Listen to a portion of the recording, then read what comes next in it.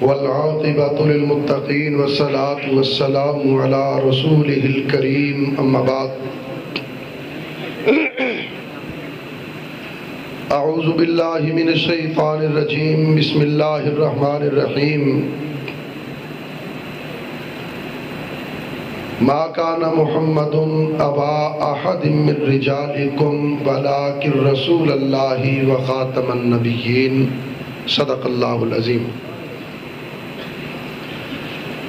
ہر قسم کی حمد و ثنا اللہ احکم الحاکمین ارحم الراحمین مالک یوم الدین کے لیے ہے۔ بے شمار انگنت لاتعداد لات محدود درود و سلام ہوں میرے اور آپ کے پیارے آقا، میرے اور آپ کے پیر و مرشد، امام الانبیاء، خاتم الانبیاء، نبی الانبیاء، جناب محمد رسول اللہ صلی اللہ علیہ وآلہ واصحابہ وسلم کی ذات اقدس و مقدس پر۔ حضرات،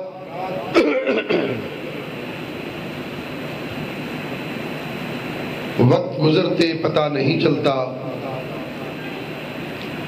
پچھلے سال جب آپ کے پاس میں حاضری دینے کے لیے حاضر ہوا،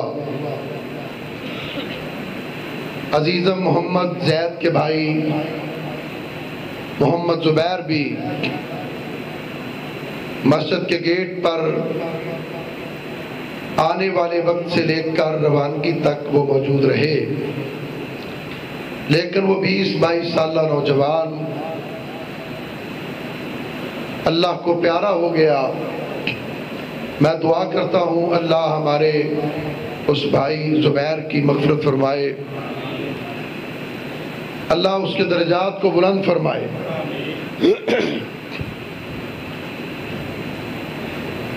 حضرت مولانا عبداللہ ساجد صاحب شیخ پوری، ان کی ساری مسجد کی یہ انتظامیہ مبارکباد کی مستحق ہے کہ جنہوں نے خطبات جمعہ میں سیرت النبی صلی اللہ علیہ وسلم کا ایک سلسلہ مکمل کیا اور مسلسل 86 خطبات سیرت مصطفیٰ صلی اللہ علیہ وسلم پر بیان کیے۔ یقیناً مسجد کی انتظامیہ اور مسجد کے خطیب حضرت مولانا عبداللہ ساجد صاحب شیخ پوری خراج تحسین، خراج عقیدت اور بہت زیادہ مبارکباد کے مستحق ہیں۔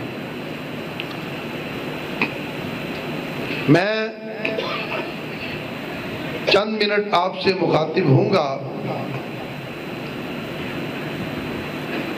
لیکن میں یہ چاہوں گا کہ آج کی اس گفتگو میں آدھی تقریر میں کروں اور آدھی تقریر آپ کریں۔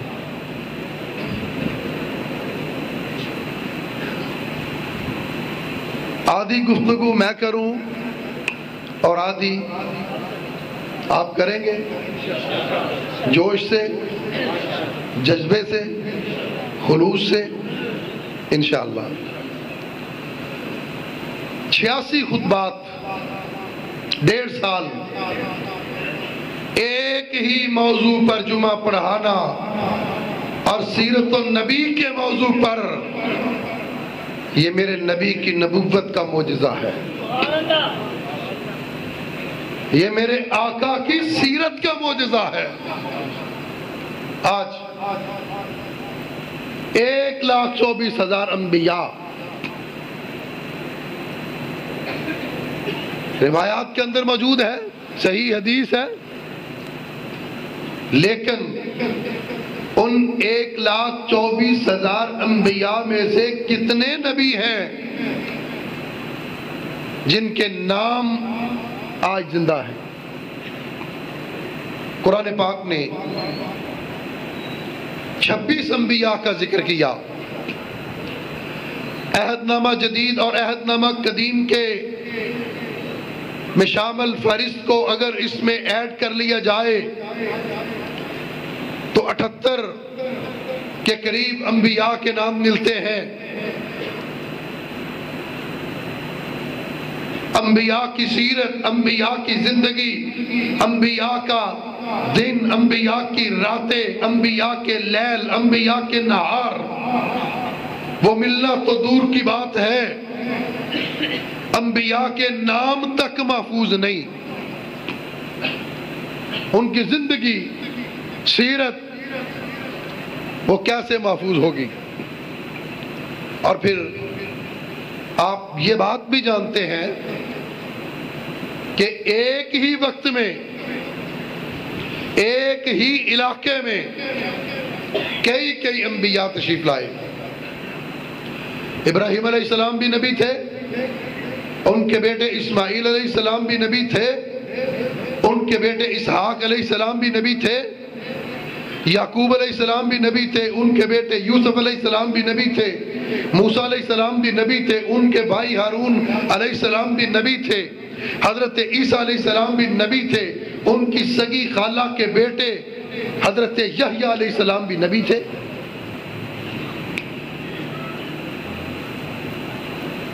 کسی نبی کی زندگی محفوظ نہیں، سیرت محفوظ نہیں، کردار محفوظ نہیں، کئی انبیاء کے نام محفوظ نہیں۔ اور میرے اور آپ کے پیارے آقا جناب محمد رسول اللہ صلی اللہ علیہ وسلم کی ساری زندگی محفوظ ہے۔ پچھلے سال میں نے یہاں سے سبق ختم کیا تھا، جب میں یہاں سبق سنا رہا تھا تو یہاں سے میں نے سبق ختم کیا تھا۔ اس کی وجہ کیا ہے؟ ان انبیاء کی نبوت ختم اس لیے ان کے نام نہیں ملتے، سیرت نہیں ملتی، کردار نہیں ملتا۔ اور یہاں پر آقا علیہ السلام کی زندگی کا ایک ایک لمحہ، ایک ایک دن، ایک ایک رات، ایک ایک حرکت محفوظ اس لیے کر دی کہ آپ اللہ کے آخری نبی، آخری پیغمبر اور آخری رسول ہیں۔ اس لیے بڑے ہی اہتمام کے ساتھ آپ کی زندگی کو محفوظ کیا گیا، بلکہ آقا علیہ السلام جس علاقے میں تشریف لائے اس علاقے کے رہنے والے لوگ انساب کے ماہر تھے، حسب نسب کے ماہر جانے جاتے تھے۔ انسان تو انسان، وہ جانوروں کے حسب نسب بھی جانتے تھے، گھوڑوں کے حسب نسب بھی جانتے، سواریوں کے حسب نسب بھی جانتے۔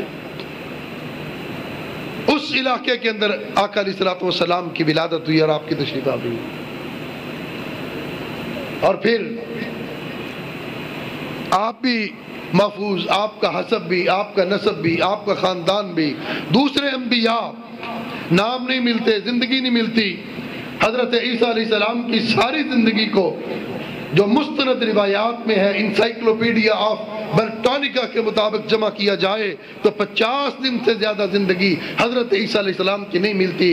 آج میرے اور پیارے آپ کے پیارے آقا جناب محمد رسول اللہ صلی اللہ علیہ وسلم پر بیٹھ کر اگر کوئی یورپ کے اندر اعتراض کرتا ہے، اعتراض کرنے والوں سے میں پوچھتا ہوں کہ بتائیے حضرت عیسیٰ علیہ السلام لباس کیسا پہنتے تھے؟ جواب نہیں ملتا۔ حضرت عیسیٰ علیہ السلام کھانا کیسے کھاتے تھے؟ کسی کتاب کے اندر اس کا جواب موجود نہیں، کسی انجیل کے اندر کسی حواری نے یہ بات تک نہیں لکھی۔ اور میرے آقا اللہ نے سارے انتظام بڑے ہی اہتمام کے ساتھ کیے۔ آدم علیہ السلام کو پیدا کیا، آدم علیہ السلام کی اولاد میں جناب نوح علیہ السلام کو پیدا کیا، جناب نوح علیہ السلام کی اولاد میں جناب شیس علیہ السلام کو پیدا کیا، جناب انوس علیہ السلام کو پیدا کیا، ان کی اولاد میں جناب ابراہیم علیہ السلام کو پیدا کیا، جناب ابراہیم علیہ السلام کی اولاد میں جناب اسماعیل علیہ السلام کو پیدا کیا، جناب اسماعیل علیہ السلام کی اولاد میں جناب عدنان کو پیدا کیا، عدنان کی اولاد میں معد کو پیدا کیا، معد کی اولاد نے نزار کو پیدا کیا، نزار کی اولاد میں مضر کو پیدا کیا، مضر کی اولاد نے الیاس کو پیدا کیا، الیاس کی اولاد میں مدرکہ کو پیدا کیا، مدرکہ کی اولاد نے خزیمہ کو پیدا کیا، خزیمہ کی اولاد میں کنانہ کو پیدا کیا، کنانہ کی اولاد نے نظر کو پیدا کیا، نظر کی اولاد میں مالک کو پیدا کیا، مالک کی اولاد میں غالب کو پیدا کیا، غالب کی اولاد میں فہر کو پیدا کیا، فہر کی اولاد نے لوئی کو پیدا کیا، لوئی کی اولاد نے کعب کو پیدا کیا، کعب کی اولاد میں مرہ کو پیدا کیا، مرہ کی اولاد میں کلاب کو پیدا کیا، کلاب کی اولاد میں عبد مناف کو پیدا کیا، عبد مناف کی اولاد میں بنو ہاشم کو پیدا کیا، ہاشم کی اولاد میں جناب عبد المطلب کو پیدا کیا، جناب عبد المطلب کی اولاد میں جناب عبداللہ کو پیدا کیا، جناب عبداللہ کی اولاد میں جناب محمد الرسول اللہ کو پیدا کیا صلی اللہ۔ ہر چیز موجود ہے، علماء موجود ہیں، مولانا نواز چیمہ صاحب تشریف فرما ہے، آقا علیہ السلام کے جد امجد قصی بن کلاب، ان کے نام پہ قریش قبیلہ رکھا گیا۔ قریش تقرش سے ہے، جمع کرنا۔ آپ کے جد امجد نے عرب کے قبائل کو ایک جگہ پر جمع کیا اور قریش کی بنیاد رکھی۔ اللہ کے رسول صلی اللہ علیہ وسلم کی ولادت سے 560 سال پہلے آپ کے جد امجد کعب بن لوئی گزرے۔ کعب بن لوئی کی ساری زندگی محفوظ ہے۔ آقا کی ولادت سے 5 صدیاں پہلے تاریخ جانتی ہے، کتابیں جانتی ہے، مورخ جانتا ہے، مفسر جانتا ہے کہ آقا کی زندگی کی، آپ کی ولادت سے 500 سال پہلے کعب بن لوئی حج کا خطبہ دیا کرتے تھے، حج کا خطبہ دیا کرتے تھے۔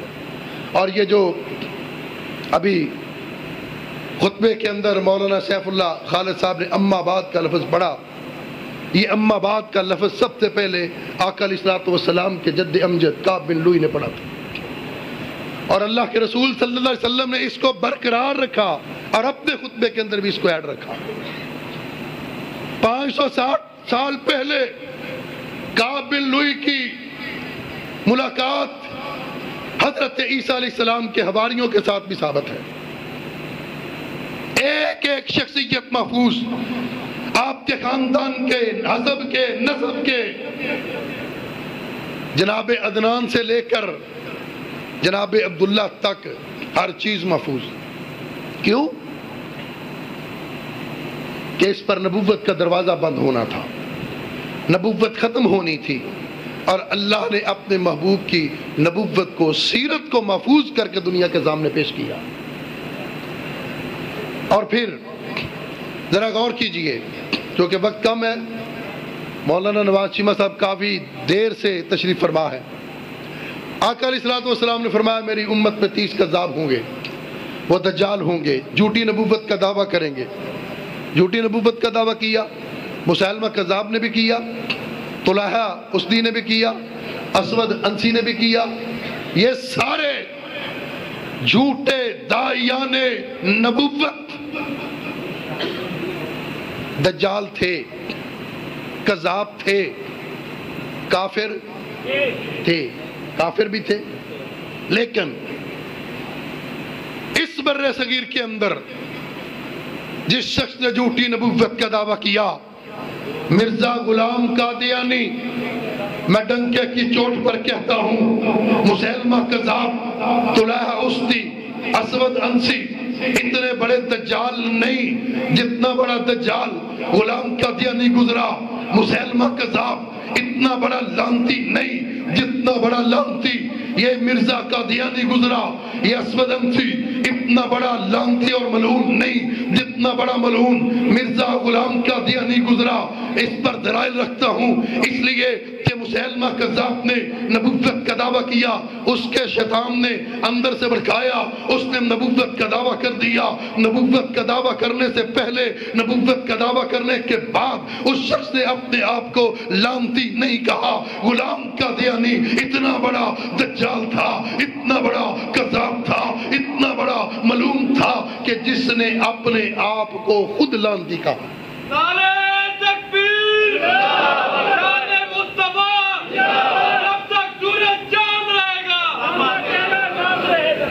اپنے آپ کو لعنتی کہا. جب 1878 میں یہ افواہات بکنے لگا، علماء نے اس کی گرفت کی.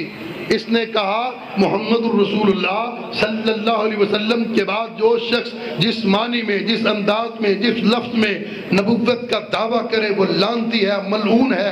پھر 1892 میں خود اس نے نبوت کا دعویٰ کیا اپنے الفاظ کے مطابق، اپنی کتاب کے مطابق، اپنی تحریر کے مطابق. غلام قادیانی کیا ہوا؟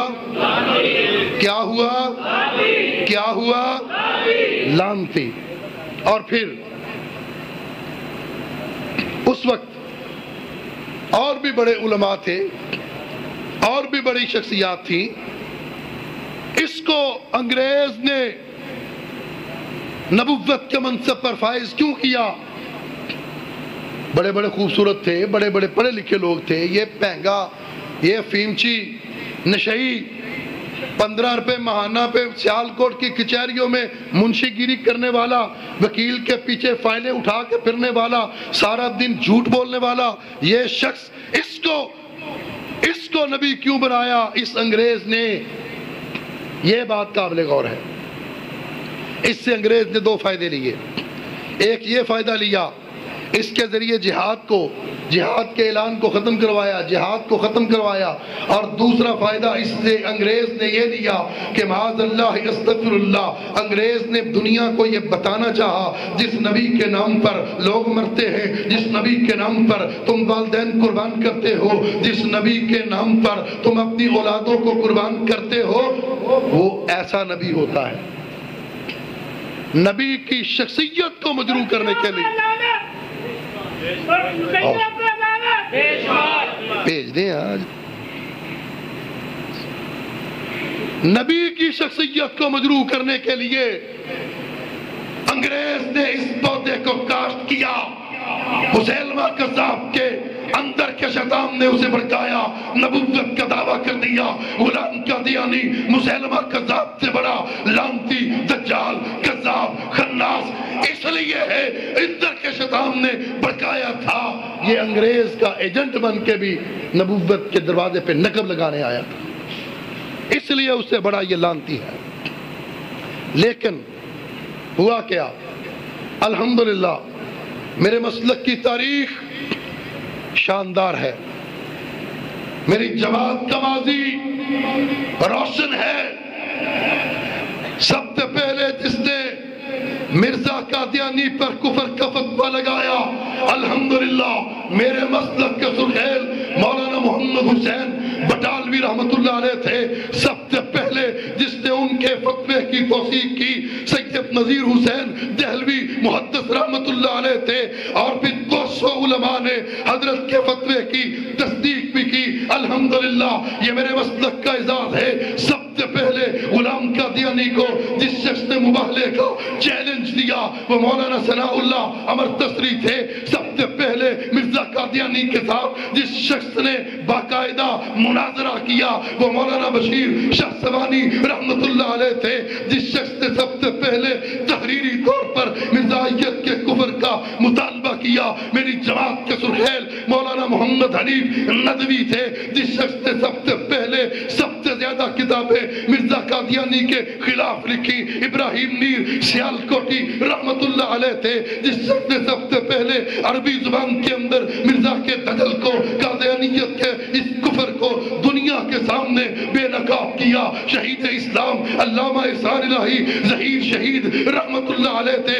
سب سے پہلے مرزا قادیانی کے ساتھ جس شخص نے مباہلہ کیا مولانا عبدالحق غزنوی تھے. جس شخص کو سب سے پہلے فاتح کا دیا کا لقب دیا گیا میری جماعت کے رہنما، میری جماعت کے رہبر، میری جماعت کے سرخیل حضرت مولانا ثناء اللہ امر تسری رحمت اللہ علیہ تھے. نعرہ تکبیر، نعرہ تکبیر.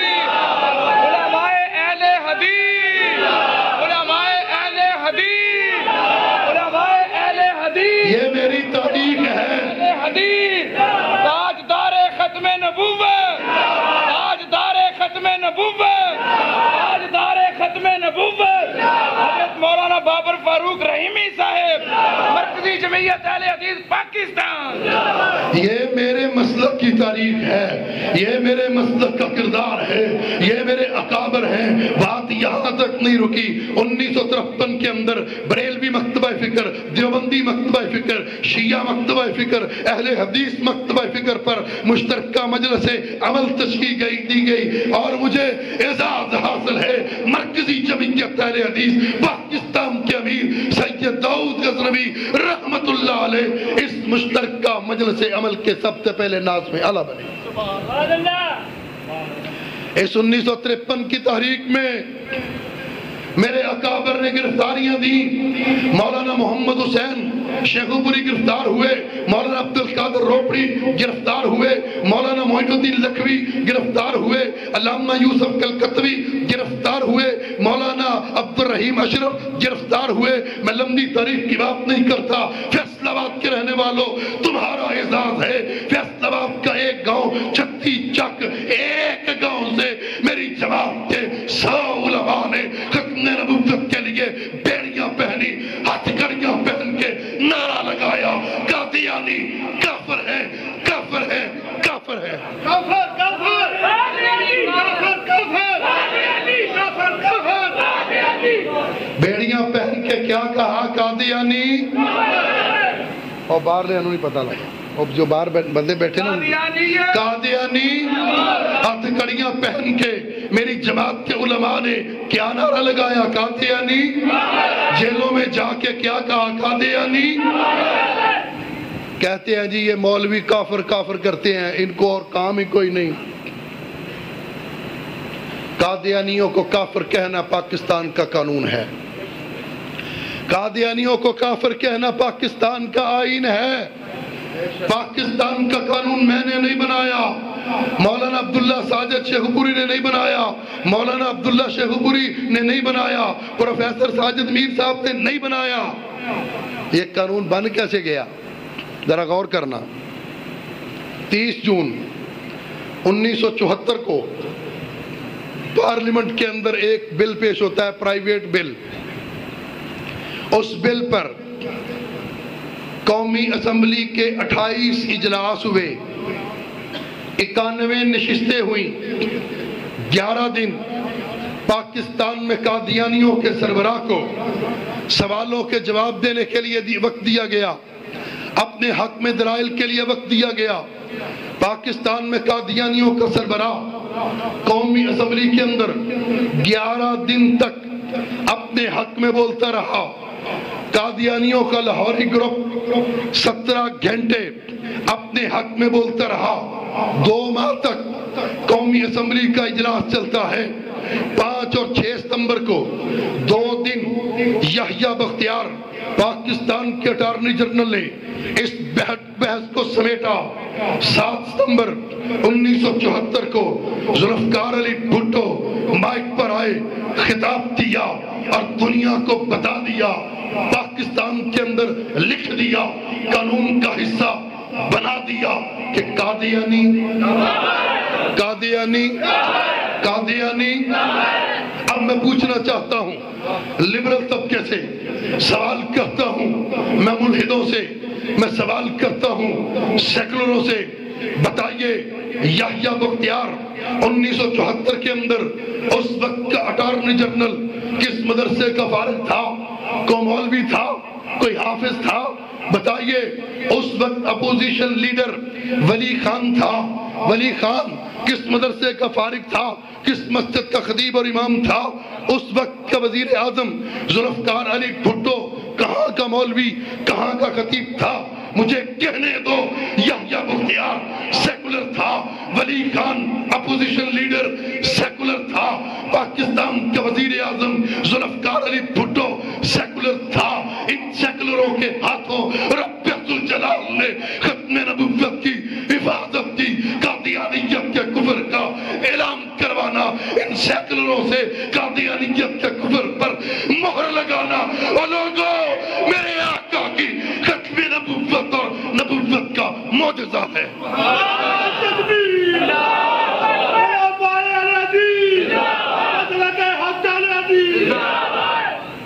نبوت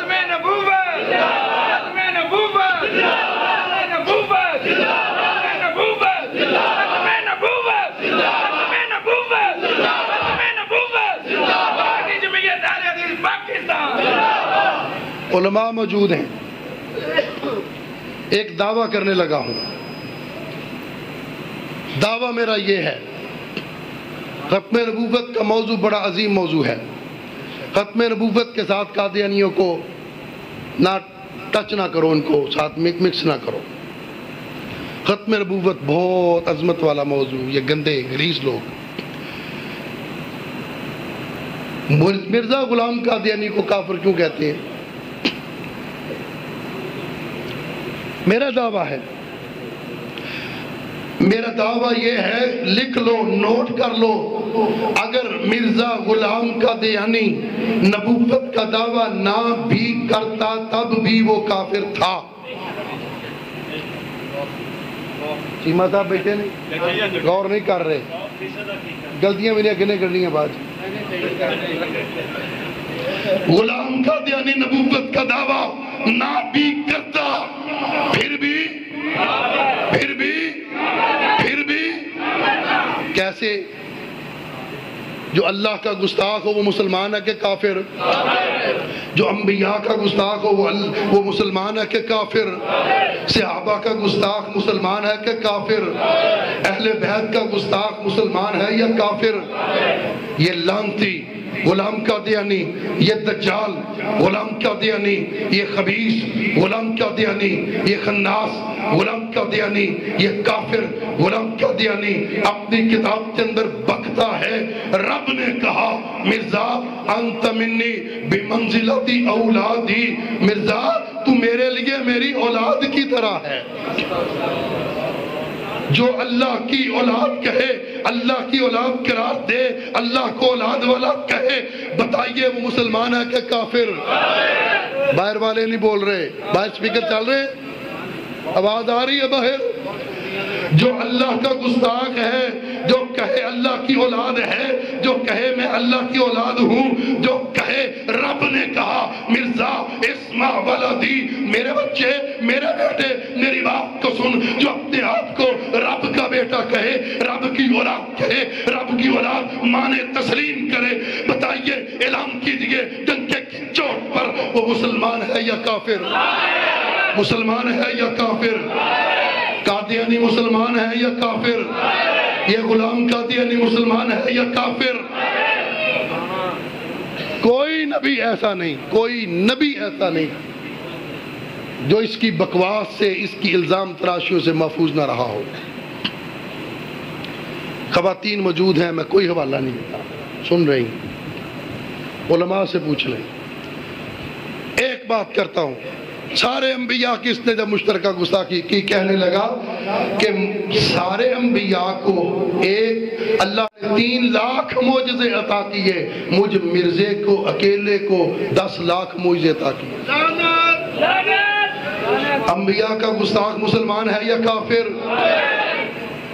آگے بڑھتا ہے، بکواس کرتا ہے، استغفر اللہ معاذ اللہ، نبی کی بیٹی، نبی کی لخت جگر، نبی کا خون، نبی کا دل، نبی کا پیار، جناب فاطمہ الزہرا رضی اللہ تعالی عنہا، کون فاطمہ جس کے چہرے کو کبھی آسمان کے سورج نے بھی نہیں دیکھا تھا، وہ شرم والی فاطمہ، وہ حیا والی فاطمہ، اس فاطمہ الزہرا رضی اللہ تعالی عنہا کے بارے میں یہ غلام قادیانی بکتے ہوئے کہتا ہے، میں نے عالم رویا میں دیکھا، میں نے کشف کی حالت میں دیکھا، اس کی سوچ کی غلاظت کا اندازہ لگائیے، اس کی ذہنیت کی غلاظت کا اندازہ لگائیے، اس کی فکر کی غلاظت کا اندازہ لگائیے، بکتا ہے میں نے عالم کشف میں دیکھا، میں بی بی فاطمہ کی ران پہ سر رکھ کے لیٹا ہوا۔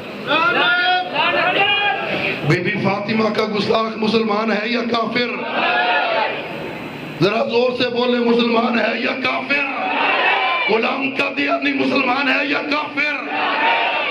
کہتا ہے کس حسین کی بات کرتے ہو؟ میں گریبان کھولوں تو 100 حسین جھڑتے ہیں۔ اہل بیت کا گستاخ مسلمان ہے یا کافر؟ آج وعدہ کرو، عزم کرو، آپ کے سامنے کوئی بھی رکاوٹ آئے، میرے اسلاف نے قادیانیوں کے کفر پر کام کیا، قادیانیوں کی غلاظت کو عام کیا، آج آپ کے سامنے اگر کوئی جرنیل آ کے کھڑا ہو جائے، عزم کرو، وعدہ کرو، اعلان کرو، ہم پھر بھی انشاءاللہ اعلان کریں گے قادیانی۔ کوئی سامنے جج آئے پھر بھی کہیں گے قادیانی، سامنے سیاستدان آئے پھر بھی کہیں گے قادیانی، قادیانی۔ اگر آپ کے سامنے کوئی جیل آ جائے پھر بھی کہیں گے، ہتھ کڑی پہن کے کہیں گے، جیل میں جا کے کہیں گے، بیڑیاں پہن کے کہیں گے، پھانسی کے پھندے میں جھول کے کہیں گے قادیانی، قادیانی، قادیانی، قادیانی۔ اور جو ان کے کفر کو تحفظ دینے کے لیے آئے گا انشاءاللہ مرکزی جمعیت اہل حدیث پاکستان کا بچہ ناموس رسالت کے لیے، تحفظ ختم نبوت کے لیے کٹ جائے گا، مٹ جائے گا، ذبح ہو جائے گا، لیکن انشاءاللہ ناموس رسالت پر اور ختم نبوت پر آنچ نہیں آنے دی جائے گی۔